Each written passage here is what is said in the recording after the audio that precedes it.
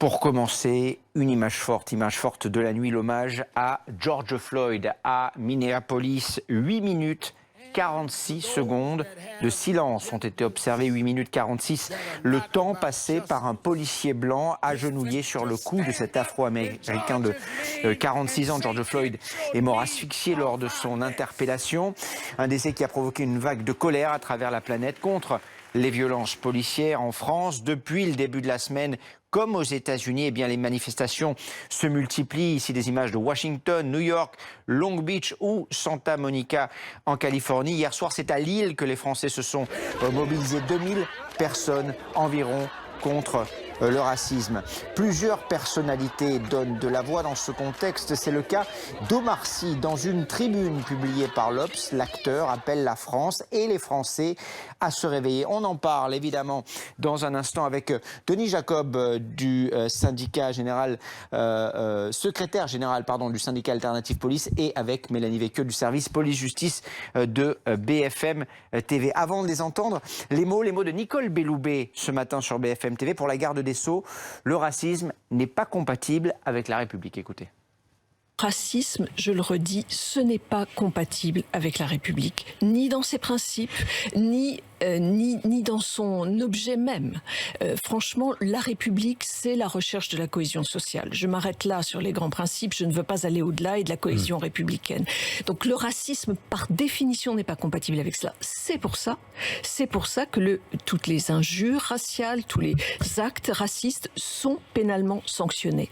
Et vous savez, je regardais chaque année, il y a environ entre 400 et 500 condamnations pour des faits de racisme et d'antisémitisme par les tribunaux en France.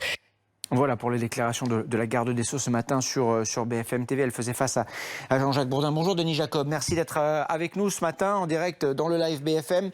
Vous avez peut-être lu ou entendu ce qu'a dit Omar Sy contre les violences policières. Il dénonce lui un deux poids deux mesures. C'est aussi votre avis ? Non, pas du tout. Et ça prendrait beaucoup de temps pour expliquer, mais je suis prêt à le faire. Tout d'abord, ça m'étonnera toujours que des personnalités publiques qui rigolent elles-mêmes de leur origine pour faire leur sketch, comme ça a été le cas pendant des années sur une chaîne dans l'émission SAV, qui aujourd'hui se portent en défenseurs de la lutte contre le racisme, alors qu'elles-mêmes se ridiculisaient par rapport à ses origines, et c'était déjà là un manque de respect vis-à-vis de ces gens. Donc je trouve ça un petit peu fort de café, d'autant plus que c'est une personne qui ne vit même plus en France. À ce moment-là, on pourrait dire, nous aussi, boycottons les films d'Omar Sy au prétexte qu'il ne paye pas ses impôts en France. Donc tout cela est risible si le sujet n'était pas aussi grave. Et moi, je tiens à dire que ce qui est dit aujourd'hui est totalement faux. Il n'y a pas un système, un racisme systémique comme je l'ai entendu. Ce n'est pas institutionnalisé au sein de la police nationale.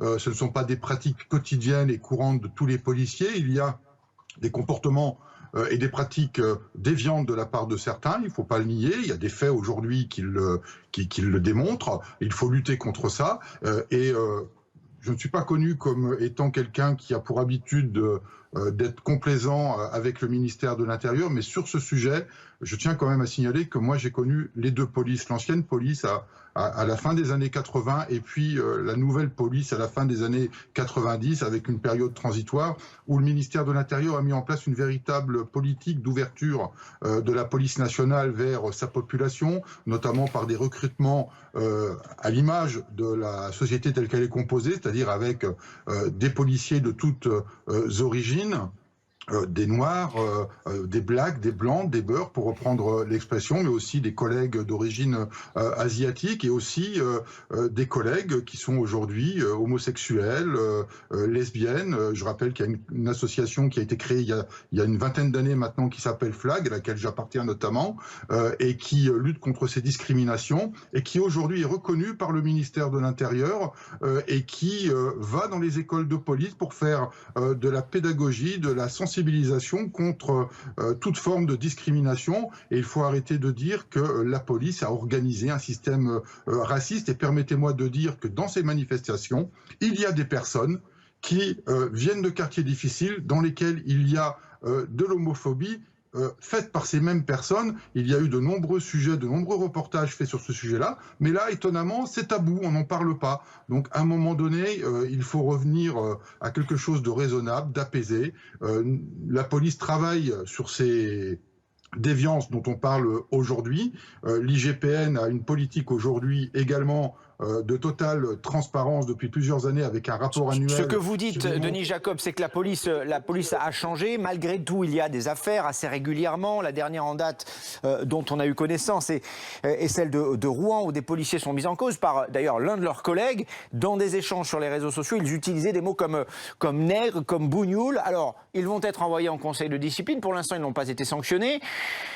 Est-ce que la police en fait assez pour faire le ménage, si j'ose dire, dans ses troupes ? En tous les cas, les autorités font tout ce qu'elles peuvent pour que ça ne reste pas prégnant dans l'institution.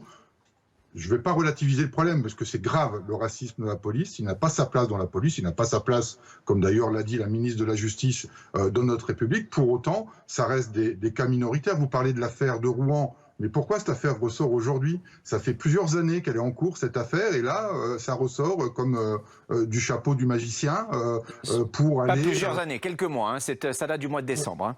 Oui, mais il y en a d'autres également qui remontent à plusieurs années et qui reviennent aujourd'hui sur le devant de la scène pour aller argumenter ces manifestations. Le rapport de l'IGPN est très clair, il y a eu 1500 signalements en 2019, une trentaine de cas de racisme pour 146 000 agents dans la police nationale, pour 4 à 5 millions d'interventions de police par an, puisque les signalements sont liés aux interventions. Donc il faut remettre aussi tout dans le contexte, il faut... Je ne dis pas relativiser le problème, mais revoir la proportion du problème par rapport à ce que l'on en dit et ce que l'on en fait aujourd'hui. On doit lutter efficacement contre cela. Ça ne doit pas exister, ça ne doit pas perdurer.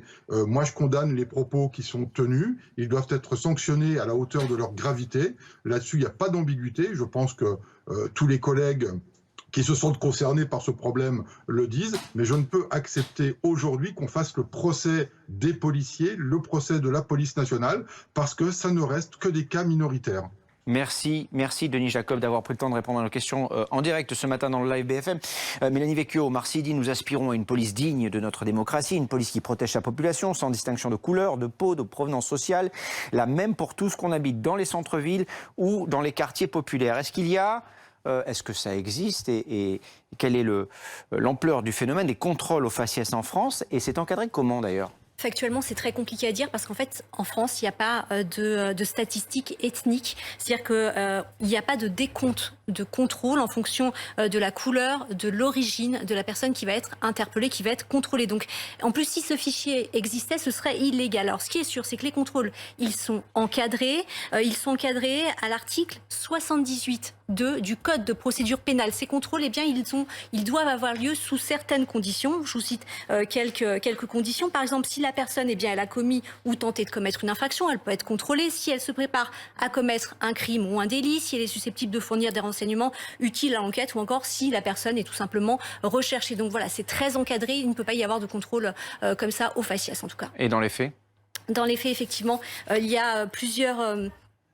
institutions qui dénoncent des contrôles aux faciès. On pense à SOS Racisme, encore même le défenseur des droits, Jacques Toubon, qui a parlé d'une réalité sociologique en France avec ce chiffre. En 2017, eh bien, l'institution, donc les défenseurs des droits, avait montré que les jeunes hommes qui étaient perçus comme noirs ou arabes avaient 20 fois plus de risques d'être contrôlés que les autres. Un exemple qu'il donne, ça se passe entre 2013 et 2015. Un groupe de jeunes eh bien, se plaint de discrimination par des policiers du 12e arrondissement de Paris. Ils parlent, ces jeunes, de contrôles d'identité qui sont constants, de violences qui sont à la fois verbales ou physiques. En tout, ce sont 44 faits qui ont été dénoncés. Il y a une plainte collective qui a été déposée par 18 mineurs. Elle est déposée en 2015. Le parquet de Paris l'a renvoyé 4 policiers. 3 ont été condamnés et ces policiers vont faire appel. Mais attention, plus globalement, il faut le dire, le défenseur des droits, il va nuancer. On ne peut pas dire qu'il y a systématiquement une discrimination dans la police. Il y a des réclamations qui sont faites justement aux défenseurs des droits.